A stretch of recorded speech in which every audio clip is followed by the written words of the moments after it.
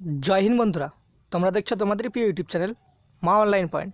তো তোমাদের কাছে একটাই রিকোয়েস্ট, ভিডিওটা প্রথম থেকে শুরু করে লাস্ট পর্যন্ত দেখো, এইটুকুই বলবো। তো তোমাদের আগামীকাল বলেছিলাম নোটিফিকেশন প্রকাশিত হবে। তো তোমাদের অনেক রাতে এসওআই রেজাল্টটা প্রকাশিত হয়েছিল। তোমাদের বলেছিলাম প্রায় 8টার দিক তোমাদের এখনও অফিসিয়াল ওয়েবসাইটে কাজ চলছে তোমাদের আপলোডিংয়ের। তো সবাই মানুষ, তো সেক্ষেত্রে তোমরা সবাই জানো। তো ডাব্লিউবিপিআরবিকে স্যালুট জানানো উচিত, কারণ তোমার দীপাবলির দিনও তোমাদের রেজাল্ট কিন্তু প্রকাশিত করেছে তারা। ওকে, আর এসওআই, তারপর হচ্ছে তোমাদের এক্সাইজ কনস্টেবল, প্লাস হচ্ছে তোমাদের সিভিল ডিফেন্স, তারপর তোমাদের যে ওয়্যারলেস অপারেটার, আশা করি সমস্ত কিছু মিলেছে। একটা জিনিস খারাপ লাগে, যখন সঠিক আপডেট দেওয়া হয় তখন চ্যানেলে কোনো ভিউ পাওয়া যায় না। যখন কোনো রকম ফেক আপডেট, নিউ ভ্যাকেন্সি সম্পর্কে ফেক আপডেট কেউ দেয় বা রেজাল্ট সম্পর্কে ফেক আপডেট দেয়, তাদের চ্যানেলে অনেক ভিউ হয়। সবথেকে খারাপ লাগে এখানে, ইমোশনালি খারাপ লাগে। কারণ একটা জিনিস মাথায় রাখবে, সৎ লোকের আজ পর্যন্ত এখনও দেখি ভাত হয় না, ঠিক আছে? কিন্তু হয়, এক টাইমে হয় অবশ্যই, এটা সবাই জানে। তো সঠিক আপডেট দিলেও তো সেরকম ভিউ যদি না পাওয়া যায়, সেক্ষেত্রে না যে আপডেট দেওয়ার যে চাহিদা সেটা কিন্তু কমে যায় মানুষের। ওকে, তো তোমাদের কাছে একটা রিকোয়েস্ট, তোমরা চ্যানেলটা যারা সাবস্ক্রাইব করোনি অবশ্যই সাবস্ক্রাইব করে দিও। আমাদের লক্ষ্য 1 লক্ষ পৌঁছানো, তারপর আমাদের লক্ষ্য আরও বড় রয়েছে সমস্ত কিছু, ঠিক আছে? তোমরা যদি আমাদের সাথে থাকো, এই চ্যানেলের সাথে যদি যুক্ত থাকো, এই পরিবারের সাথে, তাহলে অনেক কিছু করা যাবে ফ্রি অফ কস্টে। তো সেক্ষেত্রে সবাই যুক্ত হও, চ্যানেলটাকে অবশ্যই ভালোবাসা দেখাও, বন্ধুদের মাঝে শেয়ার করো। তোমাদের এক্সাইজ কনস্টেবলের রেজাল্ট যে প্রকাশিত হবে সেকেন্ড লিস্ট, তোমাদের কে বলেছিল ফার্স্টে? কোন ইউটিউবার বলেছিল? দম ছিল? দেখে দেখো তোমরা, কেউ বলতে পারেনি, ঠিক আছে? আমি তোমাদের ফার্স্ট অল বলেছিলাম, তারপর তোমাদের অনেক ইউটিউবার তারা খবর নিয়েছে, তাদের যে বিভিন্ন রকম সোর্স থাকে, তারা তারপর আপডেট দিয়েছে। তো সেটা কোনো ব্যাপার নেই, বড় ব্যাপার নেই। তো ফেক আপডেট দিয়ে অনেকে বড় হয়ে যাচ্ছে, তো সেটাই খারাপ লাগে। এরকম আপডেট কোনো কিছু নেই, সেক্ষেত্রে আমি ভিডিও প্রকাশিত করি না। তোমরা বলো নিজেরাই যে দাদা এই আপডেটটা আমাদেরকে প্রোভাইড করো। আমি কী করে তোমাদের প্রোভাইড করবো, যেটা আপডেটের তোমাদের কোনো খবরই নেই? তোমাকে একদমই ফেক আপডেট দিয়ে প্রোভাইড করছে, সেই ফেক আপডেটটা আমাকেও দিতে হবে, এরকম আমার কোনো মানসিকতা নেই যে ফেক আপডেট দিয়ে আমি আমার নিজের পকেট ভরাবো, ঠিক আছে?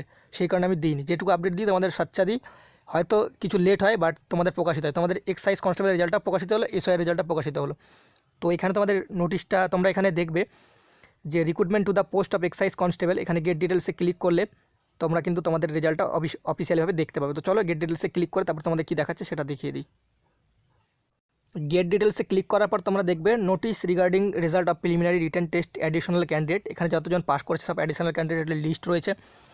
Result of D listed candidate, যারা 4-5 জন সম্ভবত কাট অফ উত্তীর্ণ করতে পারেনি পরবর্তীতে রেজাল্টে, তারা ফেল করেছে। আর result of preliminary written test of additional candidate, এখানে তোমাদের যে নোটিফিকেশন সমস্ত কিছু দেওয়া রয়েছে, এই 3টা নোটিশ, ঠিক আছে? নোটিশগুলোতে কী দেওয়া রয়েছে সেটা আমি তোমাদের বলে দিচ্ছি। ওকে, তো তার আগে তোমাদের বলে দিই, নোটিশটা যে তোমরা দেখবে এখানে অ্যাডিশনাল ক্যান্ডিডেট পাস করেছে তাদের কিন্তু মার্ক কিন্তু সম্ভবত দ্য কোশ্চিন 24/9/2021 তোমাদের যে অ্যান্সার কি প্রকাশিত ছিল সেটা বলা রয়েছিল।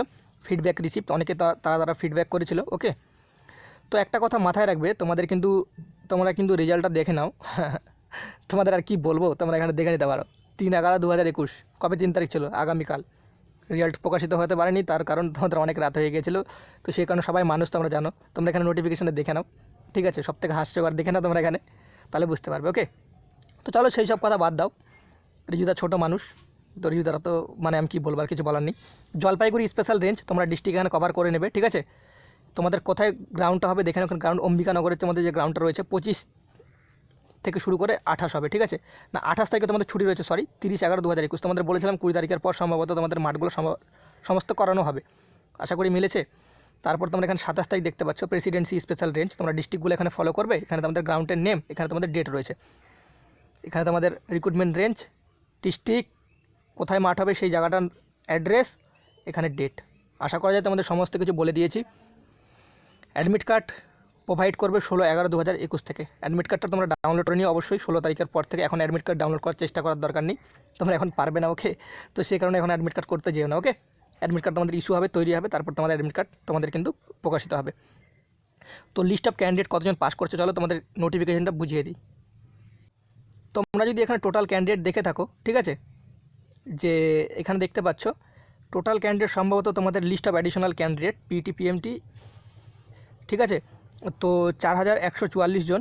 ওকে, 5166 জন সম্ভবত তোমাদের পাস করানো হয়েছে এখানে। এখানে তোমরা দেখতে পাচ্ছ ইউআরের কাট আপ, ইউআরের যে কাট আপ রয়েছে সেই কাট আপ তোমাদের দেওয়া রয়েছে। যে আগে তোমাদের 37 রাখা হয়েছিল, 37 কাট আপ, ঠিক আছে? প্রিলিমিনারি রিটেন টেস্টে তার নাম্বার হচ্ছিল 30 নম্বর প্রাপ্তি স্কোর, সে এখন 38.5 পেয়েছে পরবর্তীতে রিভাইসড অ্যান্সার কিতে। 5টা প্রশ্ন সম্ভবত কিছু ভুল ছিল, ঠিক আছে, কিছু তোমাদের টেকনিক্যাল প্রবলেম সেগুলো বলা যায় না ভিডিওতে, তাও তোমাদের বলে দিলাম। এখানে তোমাদের কাট আপ রয়েছে, তার সাথে এখানে তোমাদের যে সেগুলো রয়েছে। ওকে, তোমরা দেখে নেবে তোমাদের লিস্টে কার কার নাম রয়েছে। লিস্টটা দেখার সব থেকে সহজ উপায়, উপরে যাবে সার্চ বাটন রয়েছে। ওকে, সার্চ বাটনে গেলে তোমরা সার্চ করে নিতে পারবে। তোমরা অন স্ক্রিন আসবে, উপরে আসার পর এখানে দেখবে সার্চ বাটনটা যে রয়েছে, ঠিক আছে, এই সার্চ বাটনে ক্লিক করবে। ওকে, সার্চ বাটনে ক্লিক করার পর তুমি তোমার নামটা ফুলফিল লিখে দিবে, সার্চ মারবে, চলে আসবে, কোনো ব্যাপার নেই। তোমরা তোমাদের কার বিভিন্ন রকম পোস্ট রয়েছে প্রস্তুতি করে লেগে পড়ো এক্সাইজ কনস্টেবলের জন্য। তোমাদের মাঠটা কমপ্লিট হোক, মাঠ কিন্তু তোমাদের সামনে দিনই তোমাদের মাঠ করিয়ে নিচ্ছে। তোমাদের বললাম তোমাদের মাঠ কিন্তু বেশি দিন হবে না, 3 থেকে 4 দিন। তো সেরকমই তোমাদের মাঠ হচ্ছে, কোনো ব্যাপার নেই। তোমরা মাঠটা অবশ্যই কভার করো সবাই যে সমস্ত ক্যান্ডিডেট পাস করছে। তোমাদের আগেই বলছিলাম তোমরা মাঠ প্র্যাকটিস করো। অনেকে ফেক আপডেট বলেছিল, অনেকে ফোন করেছিল অফিসে, বাট তোমাদের এরকম কোনো কিছু প্রোভাইড করেনি, আমি তো কমেন্ট করেছিল। তো আমি সেটা কোনো কিছু বলবো না ভাই, তোমাদের যেটুকু বলবো দাদা হিসেবে বা বন্ধু হিসেবে বলতে পারো বা ভাই হিসেবে, তোমাদের সেইটুকু তোমাদের কাজ করা উচিত। আশা করি তোমরা লাভবান হবে, কারণ আমি কারো কাছে মূল্য ধার্য করি না বা প্রত্যেক ভিডিওর নিচে বলি না যে তোমাদের 100% আমি তোমাদের পাস করিয়ে দেবো বা এইরকমভাবে কোনো আমি তোমাদের বলি না।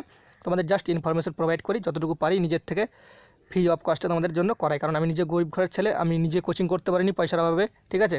তো সেই কারণে আমি জ্বালাটা বুঝি।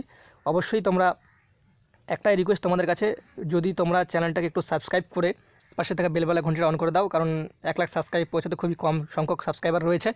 আশা করি তোমরা অ্যাচিভ করে দাও আমাকে। আর ভিডিওটাতে অবশ্যই একটা লাইক করে দিও, কারণ তোমাদের সঠিক ইনফরমেশন যেহেতু দেওয়া হয়েছে। তো এইটুকুই ভিডিওটা ছিল, কিছু বলার নেই। জয় হিন্দ, জয় ভারত।